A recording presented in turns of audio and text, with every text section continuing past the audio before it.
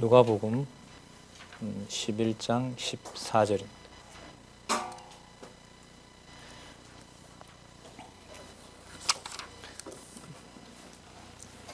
제가 읽겠습니다. 예수께서 한 벙어리 귀신을 쫓아내시니 귀신이 나가매 벙어리가 말하는지라. 무리들이 기히 여겼으나 그 중에 더러는 말하기를 저가 귀신의 왕 바알세부를 힘입어 귀신을 쫓아낸다 하고, 또 더러는 예수를 시험하여 하늘로서 오는 표적을 구하니 예수께서 저희 생각을 아시고 이르시되 스스로 분쟁하는 나라마다 황폐하여지며 스스로 분쟁하는 집은 무너지느니라. 너희 말이 내가 바알세부를 힘입어 귀신을 쫓아낸다 하니 만일 사단이 스스로 분쟁하면 저의 나라가 어떻게 서겠느냐. 내가 바알세부를 힘입어 귀신을 쫓아내면 너희 아들들은 누구를 힘입어 쫓아내느냐. 그러므로 저희가 너희 재판장이 되리라. 일단 19절까지 읽었습니다. 교재는 성경 강론 14권입니다. 페이지는 7451페이지부터 하도록 하겠습니다. 7451페이지네요. 여기죠? 7451쪽부터.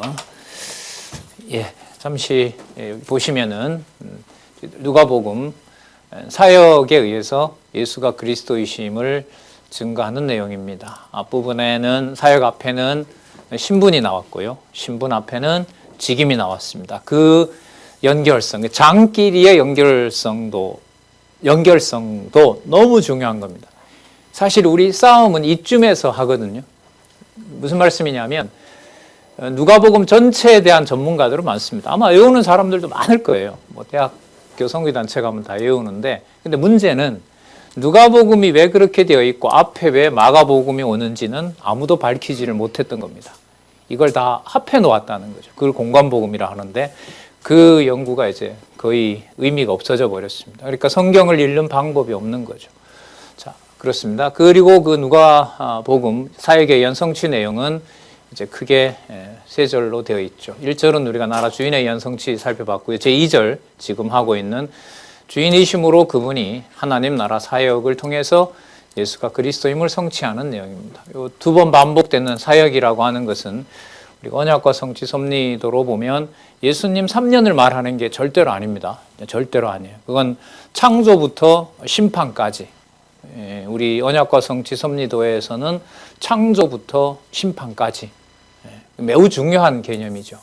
그래서 이걸 복음서기 때문에 예수님의 공생의 3년 이렇게 가면 처음서부터 빗나가는 겁니다. 그 다음에요, 나라 사역에 의한 성취는 그게 세 부분으로 되어 있죠. 먼저 나라의 주권에 의한 사역 저희들이 살펴봤고요. 일부분은. 그 다음에 오늘 좀 들어갈 수 있을지 모르겠지만 나라 심판에 의한 사역, 그리고 한 부분 더 있죠. 3. 나라의 재림에 의한 사역. 이렇게 되겠죠.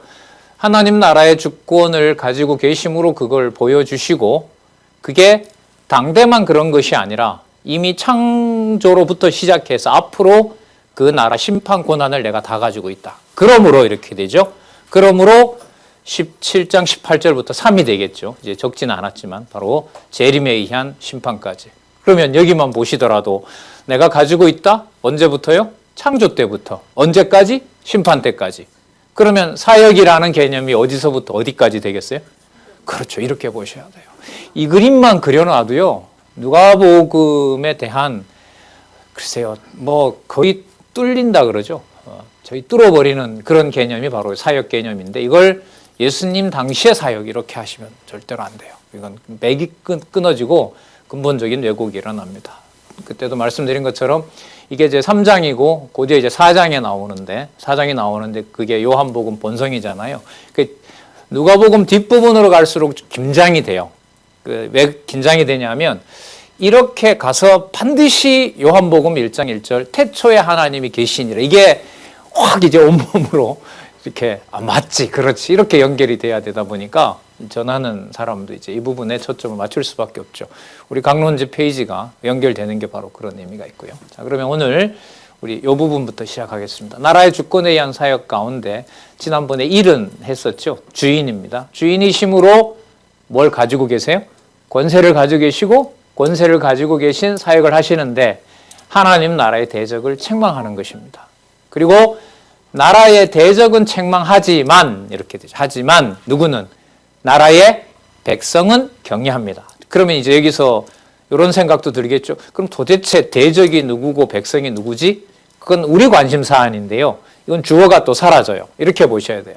예수께서 나라의 대적을 누구로 지칭하시고 그를 어떻게 책망하느냐. 그리고 예수께서, 맞죠? 예수 그리스도께서, 그리스도인 예수께서 그 나라의 백성이 누구이며 그들을 어떻게 격려하는지. 그러면 보세요. 대적을 책망하고 격려한다는 것이 이미 편을 갈라서 뭐 하는 내용이 나와요? 그렇죠. 이렇게 연결되는 거예요. 그래서 지금 눈에 보이는 거의 나왔잖아요. 이 요약이 동그라미도 있지만 이 양쪽 가로가 제일 많거든요.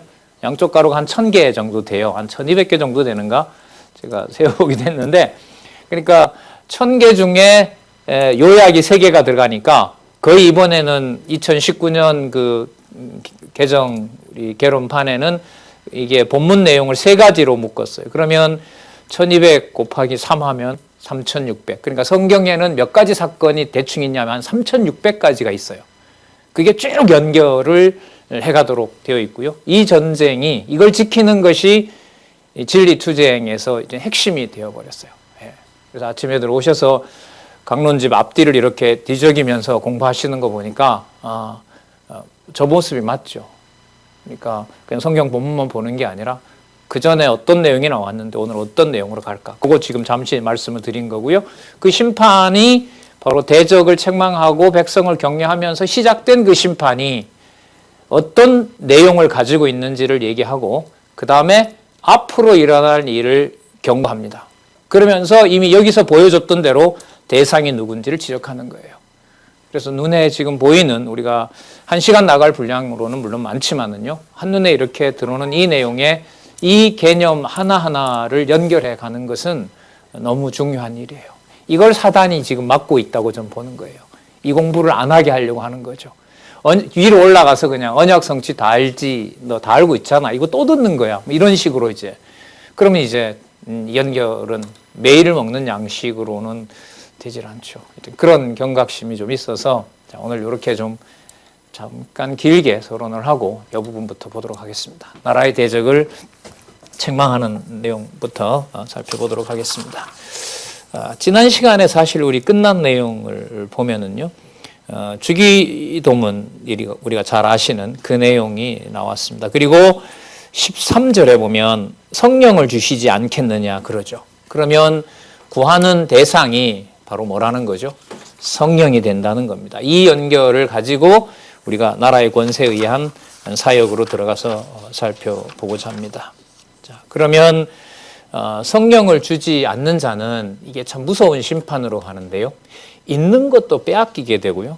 유대인의 경우가 대표적인 얘기겠죠. 있는 것도 빼앗기고 예수께서 눈앞에 있는데도 빼앗기는 데서 끝나지 않고 하나님 나라에 뭐가 되냐면 대적자가 된다는 겁니다. 그러니까 성령께서 오신 시대에 진리를 반대하고요. 뭐 교회 건물을 뭐 이렇게 폐쇄하고 또 치부를 하고 이런 것은 뭐 세상에도 그런 일이 얼마든지 일어나니까요. 가장 두드러진 특징 중에 하나는 나라 사역에 의한 성취, 예수께서 그리스도인 그 사역에서 가장 중요한 부분이 누가복음도 이게 한 절반을 차지합니다. 우리가 지금 11장이잖아요. 이게 지금 24장까지 되어 있는데 상당한 부분이 무슨 낱말하고 연관이 되어 있냐면 심판하고 연관이 되어 있어요. 심판하고.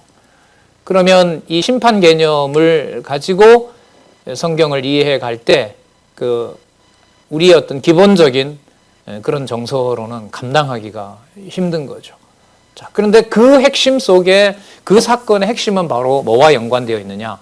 성령께서 오셔서 진리를 결과적으로 기록하고 가르쳐 주신다는 거예요. 그러니까 들을 걸 듣지 못하게 하고 그것을 왜곡하고 이게 가장 무서운 심판이 되는 겁니다. 그래서 우리가 이렇게 오랜만에 뵙지만은 우리가 비대면일 때도 가정교회를 중심으로 또 여러 매체를 통해서 또 정기적인 공부들을 서로 얼굴 화면으로 보시고 하셨던 부분들은 매우 중요한 일이고 그 일상도 이제 익숙해져 가고 해서 투쟁이 더 가속화되고 진리에 대한 확신도 각 교회에게 더 선명해지리라 봅니다. 그게 바로 살아계신 그리스도의 증거이고 그걸 그리스도께서 지난 시간에 있는 개념을 쓰면 반드시 아버지 하나님께서 성령을 주신다. 그러면 볼게요. 나라의 권세에 의한 사역인데 먼저 나라의 대적을 책망합니다. 그럼 이렇게 연결이 되겠죠. 성령을 주지 않으면 성령께서 함께 하셔서 진리의 인도자가 되지 않으면 누가 되겠어요? 나라의 대적자가 되고 그 대적자에 대해서 예수님께서 책망하시면서 당신이 누구다? 내가 하나님 나라의 주인 되는 권세를 가지고 있는 사역을 하고 있다. 이렇게 제가 지금 쭉 올라가는 얘기를 해드렸죠. 본문에서부터 위로 올라가서 사역에서 마친 얘기를 지금 해드렸습니다. 자, 먼저 11장 14절에서부터 54절까지 나라의 대적을 책망합니다. 그 앞부분에는 성령의 약속을 받은 자와 이제 대조가 되는 거죠. 자, 그러면 성령을 주지 않는 나라의 대적에 대해서 책망하는 거죠. 성령께서 정확하게 말씀드리면 성령께서 깨닫게 하지 않는 자. 자, 성령이 없는 것이 아니건 오해의 소지가 있네요. 성령께서 깨닫게 하지 않는 자. 그 자들은 뭐가 된다? 대적이 된다는 거죠. 자, 먼저 28절까지 임한 하나님 나라를 반대하는 자의 나중 형편을 경고합니다. 그러면서 동시에 복 있는 자가 누군지도 소개를 합니다. 그건 앞부분에 연결했던 것하고 같겠죠. 그러면 무슨 낱말하고 관계되겠어요? 성령을 받은 자 이렇게 됩니다. 자, 14절부터 아까 19절까지 읽어드렸죠. 자, 16절에 보면 예수님을 시험해서 하늘로서 오는 표적을 구합니다. 이걸 이 무리들이 예수님을 미워하는 무리들이 이제 비방하면서 예수님께서 표적을 행하시니까 귀신이 들렸다라고 얘기를 합니다. 여기에 대해서 예수님이 그 생각을 알고 17절에 보면 내가 만약에 귀신이라면 귀신의 나라를 내가 왜 망가뜨리느냐. 따라서 나는 귀신의 나라가 아니라 여기 보면 하늘에 속한 하나님의 나라, 그 나라의 내가 주인이다. 이걸 말씀하고 계신 거죠. 자, 20절에 나오죠. 그러나 내가 만일 하나님의 손을 힘입어 귀신을 쫓아내는 것이면 하나님 나라가 이미 너희에게 임하였느니라. 그리고 밑에 이제 여러 설명들이 나오는데요. 따라서 내가 귀신의 힘을 입은 것이 아니라 귀신을 쫓아낸다는 말은 귀신보다 훨씬 강한 능력을 가지고 있는 바로 나라의 하나님 나라의 권세를 가지고 있는 내가 주인이다. 이렇게 되죠. 내가 하나님 나라의 권세를 가지고 있는 주인이다. 그래서 23절을 보겠습니다. 나와 함께 아니하는 자는 나를 반대하는 자요. 나와 함께 모으지 아니하는 자는 해치는 자니라. 그러니까 하나님 나라를 분산시키는 자라는 거죠. 분산시키는 자다. 그러니까 이 말씀은 여기서 왜 하실까요? 당신이 여러 설명을 하고 그래서 뭐 어쨌단 말이냐 물을 거 아니에요. 그러면 이런 대답을 하는 거죠. 나와 함께 하지 않는 자는 나를 반대하는 자다. 자, 어떻게 하는 겁니까? 너희들 내 대적이다. 그 대적을 말하는 나는 하나님 나라의 주인이다. 이렇게 되는 거예요. 근데 우리가 이제까지 너무 익숙해서 모든 성경은 보면 이 몸이 그걸 명령으로 일단 받아서 뭔가 내가 주물러야 되는 그쪽으로 자꾸 가게 돼 있어요. 아니에요. 그래서 우리가 너무나 많이 얘기를 하지만 예수께서 왜 이런 말씀을 하시지? 질문을 이렇게 하셔야 돼요. 이 말씀 다음에 예수께서는 왜 이 말씀을 하시는 거지? 그럼 계속해서 누가 주어가 되는 걸 이어갈 수 있어요? 모르더라도 누가 해가시는? 예수 그리스도께서, 예수께서 이걸 끊지 않을 수가 있는 거예요. 여기서는 너무 중요하죠. 예수께서 왜 이런 말씀을 하시는 거냐? 당신이 하나님 나라의 권세를 가지고 있는 주인이시니까 이런 말씀을 하시는 거예요. 그러니까 주인이시니까 이런 말씀을 하니까 이걸 내가 믿어야 되겠다. 이것도 안 되는 거예요. 그런 걸 이미 앞부분에 누가 오셔서 해결하신다고 했죠? 그렇죠. 성령께서 오셔서. 그러면 여러분과 제가 아침에 이렇게 믿어지고 가정교회나 여러 교회에 모여서 공부하실 때나 서로 소통하고 거기서 진리의 말씀으로 함께 그 시간을 보낸다는 것 자체가 살아계신 그리스도께서 우편에서 보내신 성령이 예수님이 하신 말씀에 근거하여 뭐 하고 계신다? 사역을 하고 계신다. 이렇게 됩니다. 사역 얘기가 나왔으니까 좀 큰 얘기를 하나 할까요? 이 누가복음에 나타난 이 구조가 이제 우리가 지금 공부하는 내용이니까요. 이 내용을 단단하게 내용을 어느 정도 잡으시고요. 성령에 의한 성취, 교회 설립에서부터 교회 승리까지. 그러니까 사도행전 1장 12절부터 요한계시록 마지막 장 21장인가요? 요한계시록 마지막 장까지 모든 내용도 무슨 개념으로 다 설명이 될까요? 그렇죠. 예수 그리스도의 사역으로 다 설명이 되는 거예요. 이게 어디 이 부분만 그렇겠습니까? 앞에 살펴본 마가복음의 신분에 의한 성취 내용도 그 전체 의미를 신분에다 맞춰서 본다면 제가 왜 이 말씀을 드리냐면 성령께서 오셔서 본인이 독자적으로 만들어내는 건 없습니다. 왜냐하면 나중에 요한복음에 나옵니다만 내가 아버지께로부터 보낼 성령이 오면 그가 대원의 영이라고 했으니까요. 예수님께서 안 하셨던 얘기를 막 지어내질 않는단 말이에요. 그러면 이 구조가 여러분 우리 성경신학에서 얼마나 중요한 근거가 되냐 하면 언약하신 것을 뭐 하시는 거예요? 그렇죠. 언약하신 것을 성취한다는 말은 이미 약속하신 내용을 성령께서 푸신다는 거예요. 그러면 마태, 마가, 누가, 요한, 사도행전 1장 11절까지 내용의 어떤 부분이라도 모두 사도행전 1장 12절부터 로마서, 고린도전후서 끝까지 요한계시록까지 어느 한 부분도 분리가 된다 안 된다? 안 된다는 거예요. 그게 여러분 지금 제가 볼 때는 기지협에서 붐이 일고 있어요. 아주들 공부들 많이 하세요. 지방의 어떤 교회는 아침 8시 반부터 3시까지 그렇게 성경도 잘 안 보이는데 그렇게 지금 우리 여기 계신 서울 경기 지역에도 보면 그런 소식을 많이 들어요. 그게 글쎄 뭐라 그럴까 완결되어 가는 거죠. 강론집의 완결이 그걸 공부하는 사람들을 통해서 성경의 여호와 계시라는 것으로 완결되어 가는 걸 진짜 요즘 많이 보고 또 듣기도 해요. 그 이상 이하도 없습니다. 이게 마련이 되면 여러분 사단도 예수님 유혹할 때 보면 뭘 쓰죠? 정확하게 성경 구절 인용하죠. 어떻게 해서요? 그것만 딱 떼서. 이렇게. 여러분 설교 문화를 통해서 대한민국 교회를 만약에 던져놨다고 생각해 보세요. 매주마다 듣는 건 분명히 성경을 보고 하나님 말씀처럼 듣는데 알고 보면 전부 뭐가 아니에요? 예, 이걸 한번 상상을 해보시면 여러분들과 저에게 코로나 상황에서도 하나님께서 허락해 주시고 인도하신 이것은 진짜 몇 번을 울어야 될지 모를 정도로 귀한 거라고 생각을 합니다. 자, 다시 돌아가서 한번 보도록 할게요. 더 좀 강해집니다. 23절에 나와 함께 하지 않는 자는 나를 반대하는 자요. 나와 함께 모으지 아니하는 자는 해치는 자니라라고 규정을 하세요. 앞부분에 어떤 내용이 나왔냐면 나를 반대하지 않는 자는 나와 함께 하는 자이다. 이런 말씀을 앞부분에 하신 적이 있어요. 그러니까 지금 여기서 보면 뭐라고 하냐면 좀 적극적으로 함께 모으지 않는 자는 해치는 자라고 얘기를 하고요. 함께 하지 않는 자는 반대하는 자라고 얘기를 해요. 그런데 앞부분에는 어떤 말씀도 나왔냐면 반대하지 않는 자는 함께 하는 자라고 했어요. 이거는 몰라요. 우리도 모릅니다. 당장은 반대하지만 어떻게 할 수 있어요? 함께 할 수 있고 또 함께 하는 자가 뭐 할 수 있어요? 3년 후 되면 팔아먹을 수 있는 예수님을 배반할 수가 있는 거예요. 그러면 여러분 이게 사역 개념하고 바로 연결이 돼요. 나라 관리 누가 하신다는 거예요? 예수께서만 하셔야 되는 거예요.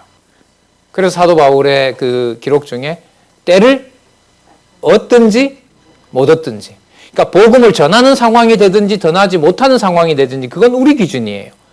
성령께서 선포하게 하시고 들을 자는 듣게 하고 심판받을 자는 심판받게 하는 거예요. 그러면 사역 개념을 가지고 정리를 하면 함께하지 않는 자 중에 반대하지 않는 자 중에서도 누가 있고 함께 할 자가 있고 함께 하는 자가 있고 또 오늘 여기 내용에 보면 함께 하지 않는 자는 뭐 하는 자고 반대하는 자고 이거는 지금 면전에다가 대고 바로 심판을 하시는 거죠.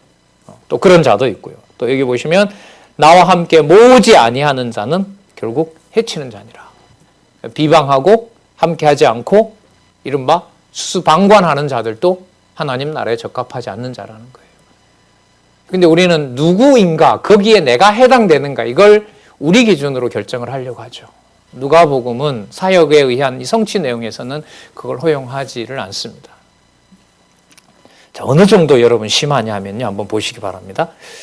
이 정도 선에서 이 본문이 끝나도 예수께서 나라의 대적을 책망하시는 주인이구나라는 걸 깨달을 수 있는데 이게 뒷부분 내용이 상당히 강합니다. 자, 볼게요. 해치는 자니라. 24절 볼게요. 더러운 귀신이 그 사람에게서 나갔을 때에 갑자기 귀신 얘기합니다. 앞부분에 이제 본인을 귀신 들렸다고 하니까요. 예수님이 되받아치는 거예요. 내가 귀신 들린 게 아니라 누가 귀신이 들렸다? 너희들이 귀신이 들렸다. 이렇게 가요. 그래서 강하다는 거예요. 더러운 귀신이 사람에게서 나갔을 때에 물 없는 곳으로 다니며 쉬기를 구하되 얻지 못하고 이에 가로되 내가 나온 내 집으로 돌아가리라 하고 와서 보니 그 집이 소재되고 수리되었거늘 이에 가서 저보다 더 악한 귀신 7을 데리고 들어가서 거하니 그 사람의 나중 형편이 전보다 더 심하게 되었느니라. 이렇게 질문을 하면서 시작을 해볼게요. 이 설명을 드려볼게요.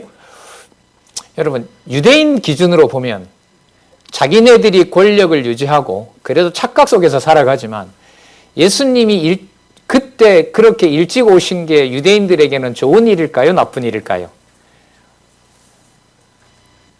지금 이 본문의 내용은 예수께서 내가 귀신 들린 것이 아니라 내가 나라의 권세를 가지고 있고 너희들을 어디에다 집어넣었다? 7 귀신에다 내가 너희들을 맡겨놨다. 이 말씀이거든요. 그러면 유대인들 기준으로 보면 이 심판받을 자들의 경우로 보면 예수님이 오지 않는 게 훨씬 낫죠. 왜? 예수님께서 오셔서 뭘 해버리니까? 너네들이 심판을 해서 너희들이 누구의 자식이다? 여기 보면 더 악한 7 귀신이 들린 자다 이렇게 되는 거죠. 그럼 이렇게 되는 거예요. 예수님이 오셔가지고요. 메시아로 오셨어요. 오셔가지고 어떻게 한 거냐면 누가 대적이고 여기 다 나왔잖아요. 함께 하지 않는 자, 반대하지 않는 자, 그리고 나와 함께 하나님 나라 사역을 하는 자, 그런 자가 아닌 자들은 누가 된다? 대적이 된다 했단 말이에요. 그 얘기를 하니까 귀신이 돌아다니다가 예수님이 버린 자가 있는 거예요. 버린 자가 있는 거예요. 그러니까 예수님이 오셔서 하나님 나라 권세를 가지고 대적자와 하나님 자기 백성을 어떻게 해놓은 거예요? 구분을 해놓은 거예요. 그러니까 선명해진 거죠. 눈에 보일 때는 유대인들처럼 하나님을 믿는 것처럼 보이는데 실상은 믿지 못할 자들이에요. 그러니까 귀신들이 7이 와서 뭐 해버리는 거예요? 더 믿지 못하게 하는 거예요. 그래서 결국 예수님을 뭐 할 수밖에 없어요? 죽일 수밖에 없는 일들이 발생하는 거예요. 그래서 제목이 나라의 대적을 책망하는 내용으로 가고 있지만 이 내용은 진짜 무서운 내용입니다. 그러니까 사단이 2번 들어가는 거죠. 이 과정으로 보면, 이 내용으로 보면 누가 판정을 해주니까 이게 중요해요. 예수께서 대적자가 누구고 내 백성이 누군지를 판정해 주니까 사단이 버린 자에게 뭐가 돼요? 7이 와서 아예 누구를 믿지 못하도록, 예수를 믿지 못하도록. 요한복음에 나오나요? 6월절 행사가 마치자 사단이 가룟 유다에게 임하여, 그런 말씀 나오죠? 그러니까 이게 예수님과 1대1 이런 대등한 관계가 아니에요. 누가복음의 이 전체 주제로 보면 하나님 나라 사역을 해가시는데 심판을 하게 되면 심판을 단행하고 믿지 못하게 할 세력인 그야말로 악한 귀신이 와서 예수 그리스도를 더 믿지 못하게 하는 거예요. 그럼 여러분 반대로 생각해 보면 성령께서 하나님의 말씀을 자기 백성에게 깨닫게 하는 사역은 얼마나 더 귀하겠습니까? 그래서 여러분들과 저에게 40여 년 동안 일어났던 말씀운동이라고 시작된 이 역사는 아무리 봐도 뭐 좋게 포장하려고 그래서가 아니라 뭐 신학책도 좀 보고 신학 역사도 보고 그 신학 사상사도 좀 보고 뭐 이렇게 했을 때 이 시대에 이렇게 하나님께서 또 보여주시는구나 이런 생각을 할 수밖에 없어요. 자, 이 겁나는 말씀이죠. 자, 그럼 정리할게요. 이렇게 하실 수 있는 분이므로 당신이 무슨 권세를 가지고 계세요? 무슨 권세를 가지고 계세요? 예? 무슨 권세를 가지고 계세요? 나라의 주권을 가지고 계시고 따라서 이분이 어느 나라 사역을 하세요? 하나님 나라 사역을 하시는 거예요. 귀신도 마음대로 주무르면서 그때마다 허락을 하시면서 이렇게 해서 올라가면 이 나라. 그러면 설명한 내용만 보더라도 이 사역이 예수님 3년에 해당하는 거예요? 아니면 창조 때 아담을 유혹해서 마지막 요한계시록에서 심판받을 역사까지, 창조부터 심판까지 다 말하는 거겠어요? 다 말하는 거죠. 그래서 이 사역이 우리 언약과 성지 섭리도로 보면 실체적 언약과 관련된 동그라미다. 이런 얘기는 이제까지 듣도 보도 못했다. 이게 성경신학으로 드러났다는 거예요. 예. 글쎄 제가 아직 다 못 찾아봐서 그런지 아마 없을 거예요. 예. 개혁파 신학의 그 조상이 여러분 아시는 것처럼 칼빈이잖아요. 칼빈의 주석을 그렇게 안 해놨기 때문에 모든 사람들이, 신학자들이 다 그렇게 따라갔어요. 자, 이 정도 해도 또 충분하거든요. 근데 또 기사 하나가 또 나옵니다. 자, 27절 보세요. 이 말씀을 하실 때에 무리 중에 한 여자가 음성을 높여 가로되 당신을 뵌 태와 당신을 먹인 저지 복이 있도다. 여러분, 이 표현은 하늘에 속한 평가일까요? 땅에 속한 평가일까요? 물론 다음에 한 절을 보면 또 재밌어요. 한 절이 아니라 계속 본문이 이어지네요. 제가 읽어볼게요. 예수께서 가라사대 오히려 하나님의 말씀을 듣고 지키는 자가 복이 있느니라. 어디에서 어디로 얘기가 강조가 되고 있죠? 이 여인은 어디 얘기를 하고 있는데, 이 여자는? 그렇죠. 땅에 있는 얘기를 하고 있는데 지금 이게 나라 사역이잖아요. 하나님 나라 사역 아니에요. 그럼 예수님이 그 말에 수긍하시면 안 되죠. 그럼 여기에 누가로 하여금 왜 기록해놨느냐? 이 여자의 보는 것으로 보는 것이 진짜가 아니고 이 사역은 어디에 속하는 사역이다? 하나님 나라의 사역에 속한다라는 내용을 얘기를 하고 있고요. 하나님 나라 권세에 의해서 하나님 나라의 주권을 보여주시고 하나님 나라 사역을 하고 있다는 것을 보여주고 있는 내용이죠. 그러니까 얼마나 중요해요. 이 개념이 하나님 나라 대적을 책망하시고, 왜 책망하실 수 있냐? 당신이 하나님 나라의 권세를 가지고 있으니까. 권세를 가지고 있다는 것은 어떤 걸 의미하느냐? 나라의 주권자가 당신이다라는 거. 그럼 왜 주권을 행사하셔야 되느냐? 하나님 나라 사역을 하시는 분이니까. 자, 올라갑니다. 언제부터? 창조부터 심판까지. 어디에 근거하여? 창세전 언약, 영원한 언약의 바탕을 두고 이렇게 되는 거예요. 이 흐름을 여러분 이렇게 쫓아가는 게, 따라가는 게 쉽지는 않아요, 사실. 그래서 여러분 본문의 그 주석이 그렇게 중요한 거예요. 주석에서 이런 것까지 일일이 다 밝힐 수가 없어요.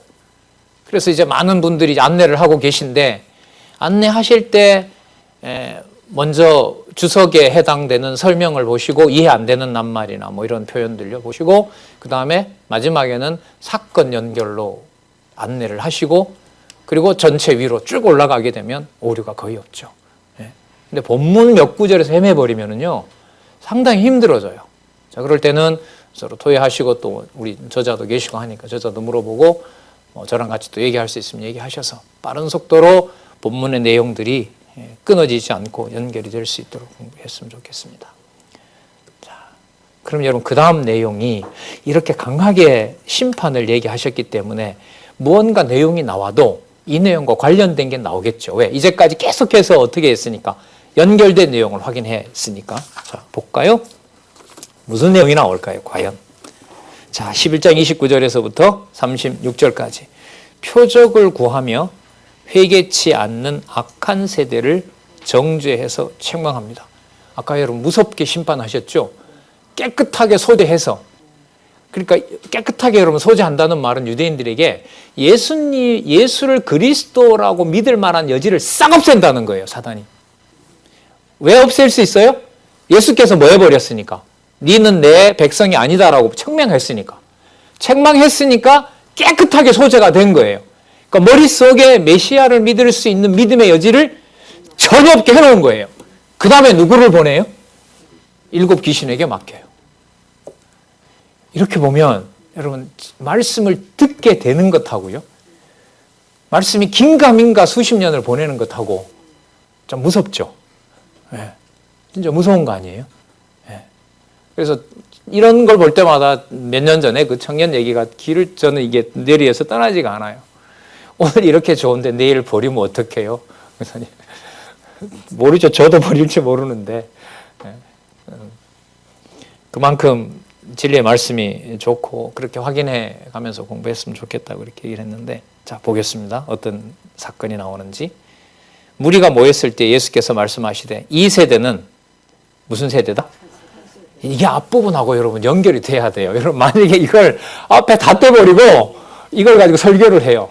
자 여러분 이 세대는 어떤 세대입니다? 그럼 목사 뭐라고 얘기할 건데요? 악하긴요. 하나님께서 이렇게 보호하시는 면이 있는데 그럼 이게 맞지 않는 거죠. 그럼 이 악한 세대라는 말은 당신이 나라의 주권을 가지고 당신이 하나님 나라의 권세를 펼쳐 보임으로 믿지 못할 자를 철저히 믿지 못하게 하는 그 세대를 악한 세대로 규정하는 것이 누구에게 있어요? 누구의 능력에 있어요? 당신의 사역에 있는 거예요. 내 기준에 맞기 때문에 좋은 세상이고 내 기준에 맞지 않기 때문에 좋지 않는 세상, 이건 아니에요.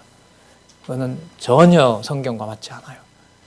자, 이 세대는 악한 세대라. 표적을 구하되 요나의 표적밖에는 보일 표적이 없나니 요나가 니느웨 사람들에게 표적이 된 것 같이 인자도 이 세대에 그러하리라.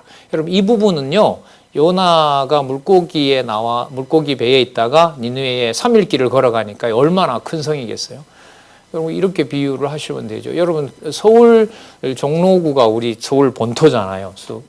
여러분 몇 시간만 다니면 가잖아요. 그죠? 3일 길을 걸었는데도 니느웨 성이 도달할 수가 없는 거예요. 3일이나 되어야 니느웨 성을 볼 수 있으니까 얼마나 큰 성이겠어요. 그 어마어마한 큰 성이잖아요. 거기에 요나를 하나님이 보내시잖아요. 근데 요나가 간다 그랬어요. 가려고 했어요? 안 가려고 했어요? 가려고 하지 않고 도망을 갔잖아요. 그러니까 물고기 배에다 넣어서 그 바다에 갖다 토하게 하고 걸어가서 보니까 어마어마한 성인 거죠. 3일 길을 걸어갔고, 그리고 망한다라고 얘기를 했는데 요나 기준에서는 저놈의 성이 빨리 망했으면 좋은데 이방이니까요. 저 큰 제국이고 위협이고 하니까. 그런데 하나님 뭐라 그러냐면 20여만 명? 12여만 명. 12여만 명이 여기에 내 백성이 있는데 내가 이걸 아끼지가 않을 수가 없다. 그러면서 여러분 어떤 표적도 보이질 않고 요나는 단지 가서 뭐만 했어요? 지금 유대인들에게 보이는 이런 표적을 하나도 하지 않고 요나는 가서 단지 뭐만 얘기했어요? 말씀만 전했죠. 그런데 어떻게 했어요? 12여만 명이 회개하고 누구도 금식해요? 집에 먹이는 가축까지 다 금식시켜요. 그 유대인들이 지켰던 금식과는 비교가 안 될 정도로 이방 나라가 여호와 하나님을 받아들이는 일이 벌어진단 말이죠. 그걸 예수님께서 염두에 두시고 그 세대를 지금 심판하고 있는 거예요. 그래서 앞으로 유대인 너희들을 심판한다면 누가 와서 심판한다? 니느웨 사람들이 와서 심판할 것이고, 그 남방 여왕 솔로몬의 지혜를 보려고 왔던 바로 그 남방 사람들이 와서, 구스 사람들이 와서 너희들을 심판하게 된다. 그래서 어쨌다는 거예요? 내가 내 나라를 관리하고 믿지 못한 자들을 악한 세대로 규정을 하고 그들을 뭐하는? 심판하고, 그리고 믿을 자는 믿도록 회개하는 일을 하는 내가 어떤 권세를 가지고 있다? 하나님 나라의 권세를 가지고 있다. 그래서 내가 주권을 가진 바로 하나님 나라 사역을 하는 메시아이다. 이렇게 또 올라가는 거예요. 자, 그요? 어디를 보시냐 하면 31절 심판 때에 여기 나오네요. 남방의 왕이 일어나서 이스라엘 사람들을 정죄하리라. 여러분 남방에 가서 솔로몬이 지혜롭다는 걸 솔로몬이 보여줬어요. 소문 듣고 찾아왔어요. 찾아왔죠. 근데 예수님은 유대인에게 오셔서 보여주는데도 믿지 않는다는 말은 어떤 자식이니까 그렇다? 귀신들에게 맡길 자이기 때문에 그렇다. 따라서 내가 나라의 권세를 가지고 있는 내가 주권자다. 이렇게 될 겁니다. 지금은 그걸 그리스도께서 부활 승천하셔서 재림하실 때까지 누구를 통하여 하실까요? 성령을 통하여. 대언의 영으로 뭘 가지고요? 진리의 말씀이 선포되는 방식으로. 저같이 이렇게 전달하는 방식이 아니라요. 어떤 방식으로 하나님의 능력을 드러낼지는 상상을 할 수가 없죠. 더더욱 지금과 같은 세대요. 온갖 매체들이 순식간에 전 세계가 다 보는 매체를 가지고 여러분 이 진리의 말씀이 선포되고요. 우리 얼마 전에 들으셨지만 지금 거의 다 복구가 됐습니다만은 우리 사이트가 전면으로 이렇게 개방이 되어 있잖아요. 그래서 해킹 당하는 일도 벌어졌었고요. 그러니까 전 세계가 다 볼 수 있는 그런 시대니까 그게 예수님의 언약과 지금 약속하신 내용과 연관을 시켜보면 들을 자는 듣게 하지만 믿지 못할 자는 더 믿지 못하도록 심판하시는 거죠. 볼까요? 솔로몬 얘기를 하죠. 31절. 이는 그가 솔로몬의 지혜로운 말을 들으려고 땅끝에서 왔으머니와 솔로몬보다 더 큰 이가 여기 있음에 심판 때에 니느웨 사람들이 일어나 2세대 사람을 정죄하리니 이는 그들이 요나의 전도를 듣고 회개하였으머니와 요나보다 더 큰 이가 여기 있느니라. 자, 그러면 요나보다 더 큰 이라고 소개를 했으니까요.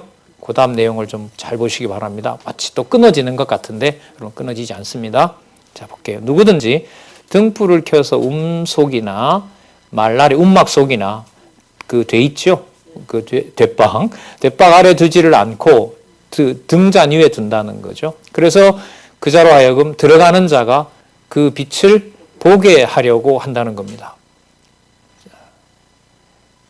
그럼 여러분 이 말씀을 하시는 이유가 바로 뭐냐 하면 당신이 그 나라를 관리하시는 거고요.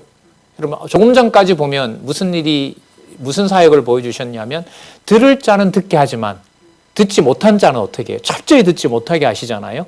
그리고 지금 얘기하시는 걸 보면 그 빛을 보게 하려고 한다고 얘기를 했고요. 그리고 34절에 빛을 볼 수 있는 등불이겠죠. 내 몸의 등불은 눈이라.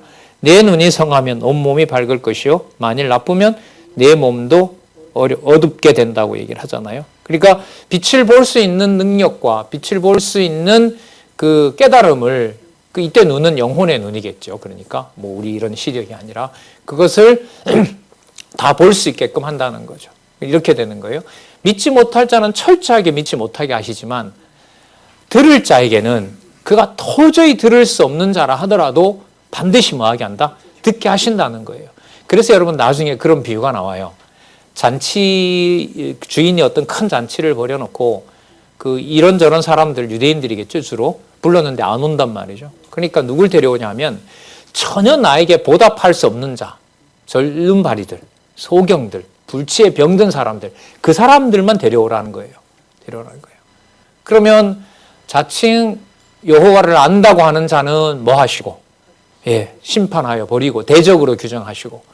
그리고 유대인들이 봤을 때는 일반적으로 하나님께 저주받아서 저렇게 병든 자라고 여기는 자들, 그들이 바로 어느 나라에 속한 자들이다? 이렇게 되는 거예요. 그럼 여러분 이것만 보더라도 하나님 나라로 깨달을 수 있는 것은 누구 기준으로는 안 돼요? 그렇죠. 우리 상식과 우리 기분으로는, 우리 감정으로는 되는 일이 아니에요. 늘 조심하게 하죠. 말씀을 듣고 내 좋아서 좋은 것인지 또 하나님의 교회에 바른 길과 그른 길을 가고 있다는 평가를 내 기준으로 하고 있는 게 아닌지 이건 드러날 수밖에 없어요. 자, 좀 더 볼까요? 35절. 그러므로 뭐라 그러죠? 내 속에 있는 빛이 어둡지 아니한가 보라. 이 빛은 바로 예수를 그리스도라고 믿느냐 안 믿느냐 그게 평가 기준이 되겠죠. 앞부분에 이미 예수님은 누구를 구하라고 약속을 하셨어요? 성령을 구하라고 약속을 하셨죠. 그래서 요한복음에 가면 이 장면이 이런 장면들이 있은 다음에 예수님은 그래서 내가 가려고 한다. 자꾸 이렇게 얘기를 하세요. 왜요? 누가 오셔야 이게 더 선명하게 밝혀지니까. 그래서 성령, 보혜사 성령께서 오셔서 인도하셔야 되니까요. 자, 내 몸이 밝아 조금도 어두운 데가 없으면 등불의 광선이 너를 비출 때와 같이 온전히 밝으리라 하시니라. 자, 그 다음에요. 여러분 광선을 얘기했잖아요. 그럼 이 광선을 가지고 그 다음에 보면 지금 전체 맥락은 여러분 이게 지금 무슨 상황이에요? 누구를 책망하는 내용이에요? 나라의 지금 대적을 책망하는 과정이잖아요. 그리고 나라의 백성을 격려하는 상황으로 간단 말이에요. 그러니까 계속해서 대적이 누군지를 책망하는 것을 통하여 지금 이제 여기 나와 있는 말씀으로 보면 등불에 광선을 비추는 것으로 대적을 드러내는 일과 연관이 돼요. 그래서 여러분 그 다음에 무슨 사건이 나오냐면 초청을 한 바리새인의 집에 가서 초청받은 그 사람의 내면까지를 광선으로 그 의중에 뭔지 드러내버려요. 그럼 식사 초대한 일은 고마운 일이에요? 아니면 배척할 일이에요? 고마운 일이죠. 아, 참 잘 됐다. 그럼 뭐 삭개오나 이런 그 세리 같은 친구들은 예수님 가서 이제 앉아 먹으면서 그 가르침도 주고 하잖아요. 표면적으로 보면 바리새인은 예수님을 좋아하는 것처럼 해요. 그러나 기록한 내용은 그렇지 않습니다. 어디까지? 아까 성령께서 얘기를 하셨고, 아까 등불을 비춰서 다 보여줄 자는 보여주는데 그 등불이 믿지 않는 자에게는 광선이 되어서 그 속에 있는 의중까지 어떻게 된다는 거예요. 다 밝혀낸다는 거예요. 그게 연결되는 제목이 바로 나라의 대적을 책망함입니다. 보시겠습니다. 자, 여러분 좀 들어놓으시면 유익한 부분이 있어서 한 부분 말씀을 좀 드리고 갈게요. 7458페이지 이후에서부터 5번째 줄에 보면 거기 헬라어 나오죠. 예, 헬라어 밑에 보면 현재 분사 중간태 수동이라는 말은 빼시고요. 중간태 디포넌트 동사 이런 말이 나오죠. 예, 이거 잠시만 설명을 드릴게요. 이게 여러분 이제 헬라어 4번에 보면은요. 어떻게 되어 있냐면 이제 형식은 하는 사람이 뭔가 이렇게 당하는 그걸 보통 수동태라 그래요. 내가 뭘 당하는 것이다 이렇게 얘기를 해요. 자, 그런데 그 의미는 뭐냐 하면 본인이 일을 하는 거예요. 그럼 이렇게 정리해 볼게요. 예수님께서 표적으로 병든 자를 고치시죠. 누가 했어요? 누가 직접 하신 거예요? 예수께서 직접 하신 거죠. 그런데 그 일을 본인이 마음대로 한 건가요? 하나님께서 하게 하시니까 한 건가요? 그러면 하나님이 하게 하셨다는 것은 능동이에요? 수동이에요? 수동인 거예요. 그런데 실제로 하는 것은 누가 해요? 예수께서 그 아버지로부터 받은 권세를 가지고 당신이 하시는 거예요. 그래서 표현은 하나님이 하셨기 때문에 뭐로 되어 있고 수동태로 되어 있고 하는 행동은 주체를 누가 하시고 예수께서 하시고 그래서 여러분 이게 다른 문법에는 없다 보니까 이 헬라어에는 이런 문법이 있어요. 그게 바로 디포넌트 동사예요. 그러니까 적을 때는 하나님 기준으로 적어서 예수님께서 하나님의 약속을 성취하는 분이기 때문에 수동이 되고 당신에게 맡긴 권세를 성취해야 되는 메시아이시기 때문에 당신은 무슨 사역을 하시고 나라 사역을 하시고 그래서 여러분 이런 거 이제 글쎄 뭐 이렇게 하려고 우리가 공부하는 건 아닌데 만약에 어떤 뭐 신학자나 또 뭐 헬라어를 좀 아는 뭐 목사님들이나 이런 분이 왔을 때 복음서에 나타난 디포넌트 동사를 가지고 어떻게 설명하는지를 보면 신학적인 어떤 성향이나 그 어떤 성경에 대한 태도를 금방 알 수가 있죠. 그러니까 예수님께서 하셨으니까 예를 들면 우리가 해야 된다. 이런 말은 이 말에는 통해요, 안 통해요? 안 통하죠. 예수님이 직접 한 건 아니니까. 누가 하게 하셔서 하는 거니까. 그렇죠. 그게 여러분 디포넌트라는 거예요. 그래 이런. 굉장히 알고 싶었는데 오늘 내가 아주. 그랬어요. 권사님 이거 두 번째 물어가지고 제가 권사님이 물으셨던 게 기억이 나가지고 또 한 번 짚고 넘어가는 거예요. 예. 쓸 때는 하나님이 강조가 되고 여호와 계시니까 뭘로 쓰고 되어지는 것처럼 수동태로 쓰고 하시는 것은 예수께서 메시아로 성취하시는 거니까 뭘로 쓰고 예수님이 하시는 능동으로 쓰고 예. 이 노원사님도 어렵지 않으시죠? 예. 하나님의 뜻대로 하신다 이렇게 보면 돼요. 하나님의 뜻대로 하니까 자기 마음대로 하지 않으시는 거고 많은 권세를 모든 권세를 맡겨주셨으니까 나라 사역의 주체는 누가 되시는 거고 예수께서 되시는 거고.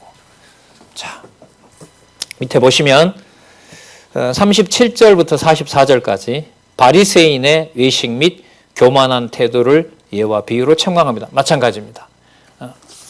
이 본문을 좀 더 보도록 하겠습니다.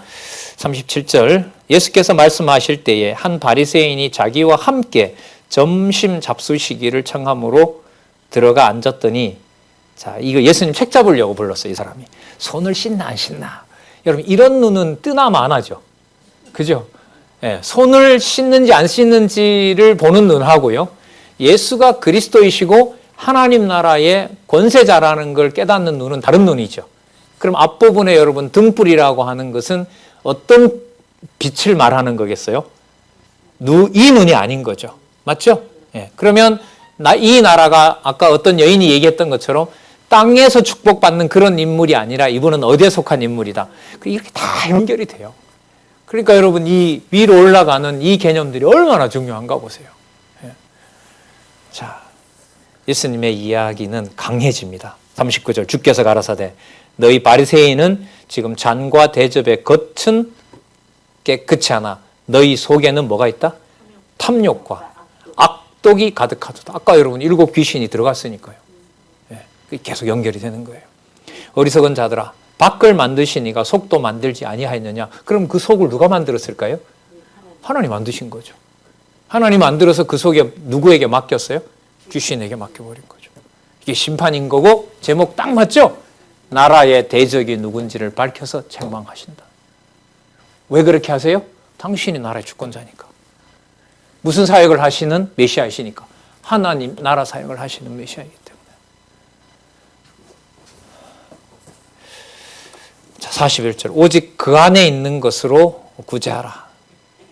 그리하면 모든 것이 너희에게 깨끗하리라. 그러면 여러분 오직 그 안에 있는 것을 누가 주실까요? 하나님이 주시는 거죠. 그럼 이걸 그 안에 있는 것이 있다 없다를 판정하시는 권세는 누구에게 있어요? 예수 그리스도에게 주신 권세이죠. 자, 그러면서 42절에 화 있을진저 너희 바리새인이여 너희가 박하와 운향과 모든 채소의 11조를 들이되 공의는 뭐냐면 하나님 기준대로 선과 악을 판단하는 거. 이게 공의예요. 이건 도저히 그리스도가 아니면 할 수가 없어요. 무엇이 선이고 악인지 어떻게 판단합니까? 공의와 그다음 바로 연결이 됩니다. 하나님께 대한 사랑. 그러니까 하나님 기준의 선과 악을 모르는데 하나님을 사랑할 수가 있어요? 없어요? 없어요. 그래서 이게 다 연결이 돼요. 공의와 하나님께 대한 사랑을 버리는도다. 그러나 이것도 행하고 저것도 버리지 아니하야 할지니라. 아까 여러분 구제 얘기가 나왔기 때문에 구제는 실제로 물질로 드리는 거잖아요. 이웃을 내 몸과 같이 사랑하는 거잖아요. 그런데 그 재물이 깨끗한 선한 의의 재물인지 불의의 재물인지 그걸 누가 판정한다? 대제사장이 예루살렘에 살고 있는 대제사장이 판단하는 것이 아니라 그 재물의 깨끗함고 더러움을 누가 판단한다? 내가 판단한다. 그러니까 당신이 나라의 권세를 가지고 있고 나라의 주권을 가지고 있는 사역을 하시는 거예요. 우리는 이제 이런 걸 과거에 읽어보고 그냥 이렇게 해야 된다라는 걸로 가다 보니까 이게 연결이 되질 않는 거죠. 또 얘기하시죠. 43절 또 한 번 얘기합니다. 화 있을진저 너희 바리새인이여 너희가 회당의 높은 자리와 시장에 문안받는 것을 기뻐하는도다. 화 있을진저 너희여 너희는 평토장한 무덤 같아서 그 위를 밟는 사람이 알지 못하니라. 시체를 횟가루로 뿌려서 덮어놓고 밑에는 썩어 있는 자로. 그러니까 예수님의 그 말씀은 아까부터 7 귀신에게 맡겼다 그랬고요. 지금은 탐욕과 악독이 가득하다고 그러고요. 그리고 뭐와 같아요? 시체를 덮어놓은 횟가루 위에 거적 덮어놓은 그런 자들이 바로 너희들이다. 그러므로 예수께서는 지금 뭘 하고 계신다? 하나님 나라의 대적이 누군지를 책망하고 계시는 거죠. 왜요? 당신이 나라에 뭘 가지고 계시니까? 권세를 가지고 계시니까. 그 권세를 부릴 수 있는 것은 이 하나님 나라의 모든 주권이 누구에게이기 때문에? 당신에게이기 때문에. 당신이 있다는 것은 왜 그렇게 하세요? 그 하나님 나라를 설립해서부터 승리까지 이렇게 쓸게요. 이 땅에 설립해서 승리하실 때까지 그 모든 사역을 하시는 바로 이분이 누구이시기 때문에? 메시아이기 때문에. 메시아이기 때문에. 예. 그 다음 45절부터는요, 우리 시간이 안 될 것 같아요. 그렇게 오늘 또 직접 대면을 하고 또, 안내를 좀 상세하게 해드린다고 오늘 좀 이렇게 시간을 본문을 중심으로 좀 말씀을 여러 가지로 드렸습니다. 그 다음 본문도 한번 확인해 보시면서 다음 시간에 11장 45절부터 하도록 그렇게 하겠습니다. 기도하겠습니다. 하나님 아버지 감사합니다. 진리와 함께하는 하나님의 교회, 주 예수 그리스도께서 머리 되신 하나님의 교회를 중심에 두고 살아갈 수 있게 해주시고 마음을 그곳으로 모으게 해주셔서 하나님 너무나 감사드립니다. 진리의 말씀으로 이 시대에 하나님 무한한 은총으로 허락해 주신 이 진리의 말씀 더욱 사랑하며 더욱 확신을 가지고 진리 투쟁 함께 해나가는 주의 귀한 동력자로 함께 수고하는 사역자들로 하나님께서 보호해 주시옵소서. 예수님의 이름으로 기도드렸습니다. 아멘.